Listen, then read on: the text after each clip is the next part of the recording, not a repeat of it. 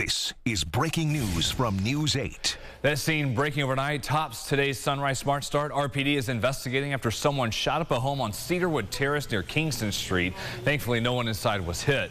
Officers were out working an unrelated call when they heard the shooting a few blocks away. That was around 3:30 this morning when the gunfire started.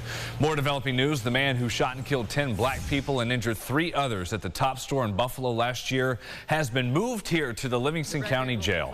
Peyton Gendron appeared in federal court yesterday. That was one day after he was sentenced to life in prison in the state case. He remains in federal custody today as hearings continue. He's facing 27 federal charges, including 10 counts of committing hate crimes resulting in death. It is still not clear yet whether the gunman will face the death penalty. However, attorneys for both sides, again the federal case, say they have met with the DOJ to present their arguments. Here in Rochester, Mayor Malik Evans has extended the gun violence state of emergency for the city until at least March 16th. That is the 7th time he has done this move after it was originally issued in July last summer. There have been 7 homicides so far and at least 9 shooting victims in the city in 2023. Another significant shakeup at Rochester's Police Accountability Board. Dwayne Basco has resigned. The PAB made that announcement yesterday. He was most recently serving as acting chief of investigations and previously served as the board's acting manager. Plans are in the works to honor fallen RPD officer Tony Mazurkowitz, a longtime resident of Perryton. He was shot and killed last summer during a police ambush. The town announced its intention to form a memorial committee in July, but it was officially launched yesterday. Among the members on that panel, Mazurkowitz's wife and a fellow RPD officer. We are seeing an uptick in reported cases of the stomach flu this winter. There's been no local testing as of yet to determine exactly what the bug is, but the most common symptoms were told: vomiting, diarrhea, and nausea. Dr. Carol Biorsit at Rochester Regional Health says the increase could be due to less people wearing masks less often after 2 years of doing so with the pandemic. She adds the stomach virus is hitting people of all ages and can be very contagious.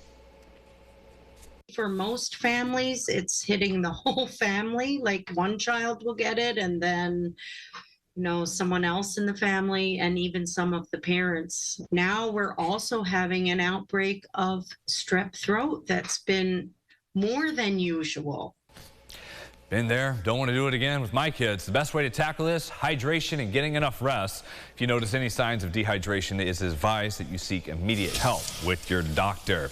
10 minutes to go until 7. Let's bring in James Gilbert, our meteorologist, in the morning forecast. A little dicey out there for some people, mainly on the west side, James. Yeah, and if you've been with us, you just saw me in my full forecast. I had enough time to poke my head outside at News 8 Studios, and one word to describe it is yuck.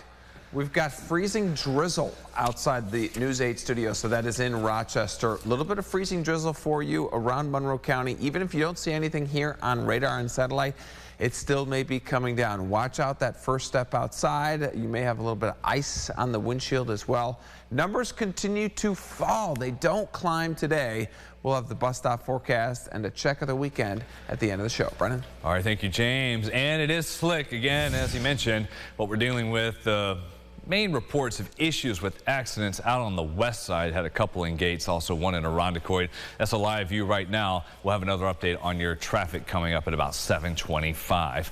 Let's go out to get a live view of the roads at this hour with Jatira Marsh, who was in Greece at 5 o'clock, then been hanging out in Irondequoit since then. Jatira. Right now where I'm standing, it is 31, 32 degrees, but it feels like 22 degrees. There's not a whole lot falling from the sky this morning. We're looking at the roads. The roads are pretty wet. There's no ice. I've seen a couple of salt trucks pass by within the past 5 to 10 minutes. No one's got their windshield wipers going, so that should indicate that there is no current rainfall. Everything looks pretty okay so far, but within the next 10 minutes or so, I feel like things are going to start picking up. So if you're on your way out pretty soon, be on the lookout for slick roads and be safe. Brennan, back to you. All right, thank you, Jatira. Looking ahead later on tonight, it is the kickoff of the Teddy Dance for Love at St. John Fisher University. The dance marathon runs for 24 hours, all to benefit Camp Good Days and Special Times, a great organization dedicated to helping so many children and their families battling cancer and other life challenges. The dance came about with the Teddy Project, founded by Gary Mervis. He started his life mission in honor of his daughter, Elizabeth Teddy Mervis, who died from cancer in 1982. The dance begins tonight at 8, runs till tomorrow night at 8 as well. Here is your GRE Morning Business Report. Tesla put out a recall of more than 360,000 vehicles in the U.S. Those equipped with full self-driving software because they can cause crashes. Federal authorities say Tesla's full self-driving beta can send cars right through an intersection where there's only a turn-only lane, fail to come to full stops at stop signs, or blow right through yellow lights. Tesla says it will deliver an over-the-air software update to the vehicles affected. Again, a couple 100,000. A new report shows inflation is being stubborn and sticking around. That could prompt the Federal Reserve to once again get more aggressive with interest rates. Wholesale prices of a lot of goods were 6% higher last month compared to a year ago. That is an improvement from the previous month, but still more than what economists had expected. People who believe RG&E needs to be replaced in a takeover of a public utility took their argument to City Council last night in Rochester.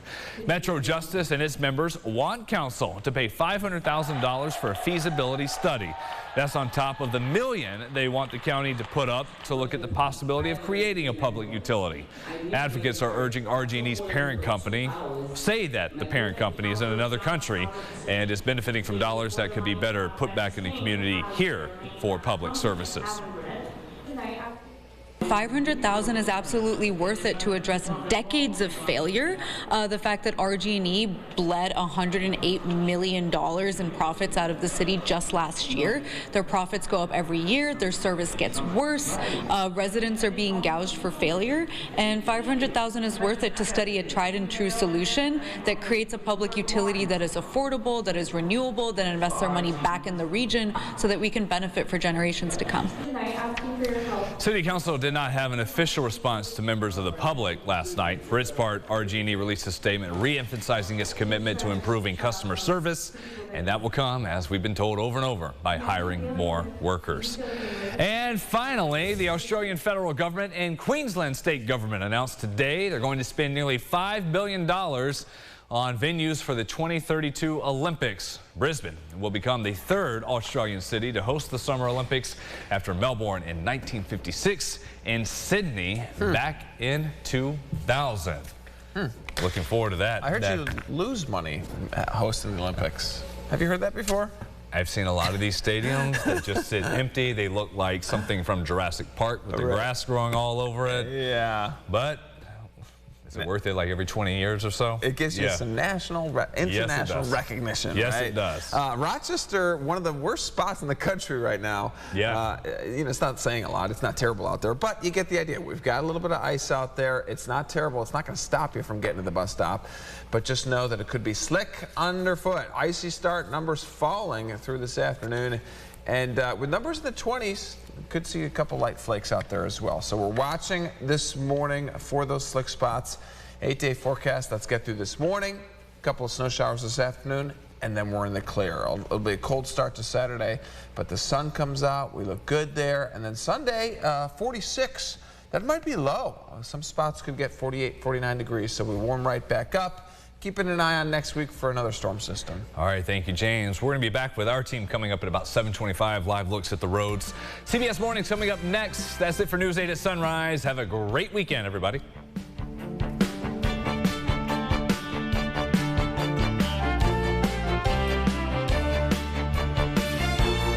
Follow News 8 wherever you are on RochesterFirst.com, Facebook, Twitter, and on our app for news and weather.